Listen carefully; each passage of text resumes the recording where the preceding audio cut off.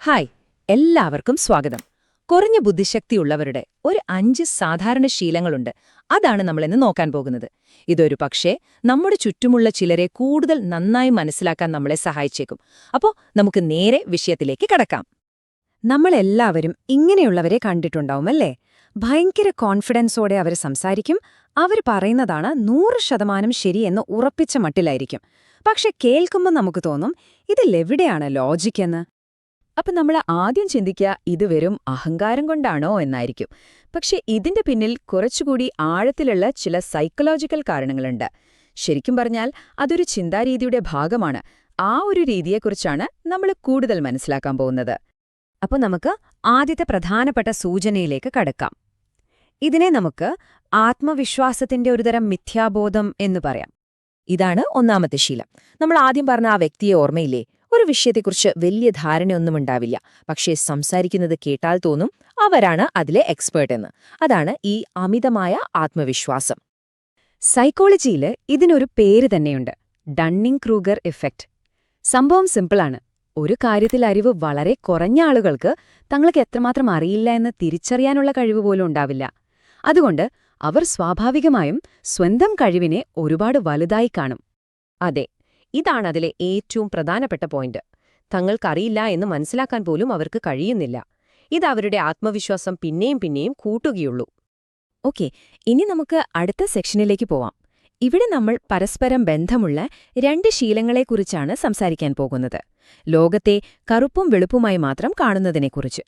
രണ്ടാമത്തെ ശീലം ആകാംക്ഷയില്ലായ്മയാണ്.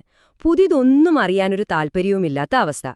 ഉയർന്ന ബുദ്ധിയുള്ള ഒരാൾ എപ്പോഴും എന്തുകൊണ്ട്, എങ്ങനെ എന്നൊക്കെ ചോദിച്ചുകൊണ്ടേയിരിക്കും. പക്ഷെ ഇങ്ങനെയുള്ളവർക്ക് പുതിയ ആശയങ്ങളൊക്കെ ഒരു ഭീഷണിയാണ്.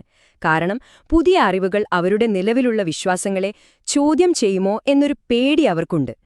ഇത് നമ്മളെ മൂന്നാമത്തെ ശീലത്തിലേക്ക് എത്തിക്കുന്നു. അതായത് അവർക്ക് എല്ലാ കാര്യങ്ങളും ഒന്നുകിൽ പൂർണ്ണമായും ശരിയായിരിക്കും, അല്ലെങ്കിൽ പൂർണ്ണമായും തെറ്റായിരിക്കും.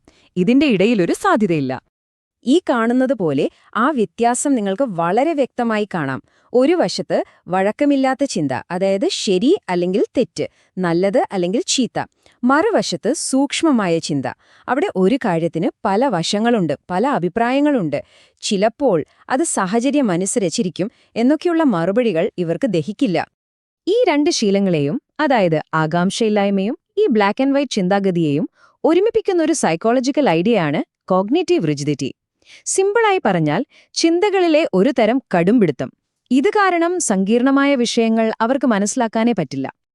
ഓക്കെ, ഇനി നമ്മുടെ അടുത്ത സെക്ഷനിലേക്ക്. ഇത് കുറച്ചുകൂടി വൈകാരികമായ കാര്യങ്ങളെക്കുറിച്ചാണ്, പഴിചാരുന്നതിനെപ്പറ്റി. 4ാമത്തെ ശീലം ഇതാണ്. വികാരങ്ങളെ നിയന്ത്രിക്കാനുള്ള കഴിവ് വളരെ കുറവായിരിക്കും. പലപ്പോഴും law IQ, law emotional ഇന്റലിജൻസുമായി കണക്റ്റഡാണ്.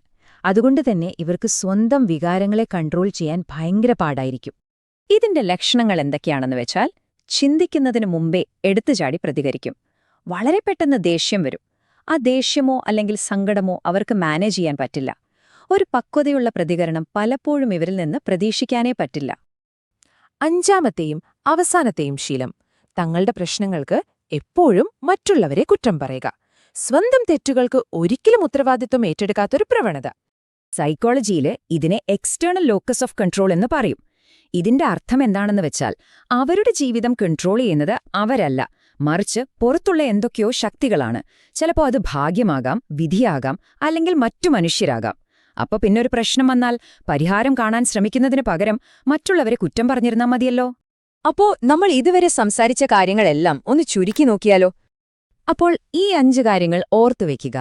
1. ഡണ്ണിങ് Kruger effect, അതായത് അറിവില്ലായ്മയിലെ ആത്മവിശ്വാസം. 2. പുതിയതൊന്നും അറിയാനുള്ള താൽപ്പര്യമില്ലായ്മ. 3. ബ്ലാക്ക് ആൻഡ് വൈറ്റ് ചിന്താഗതി. 4.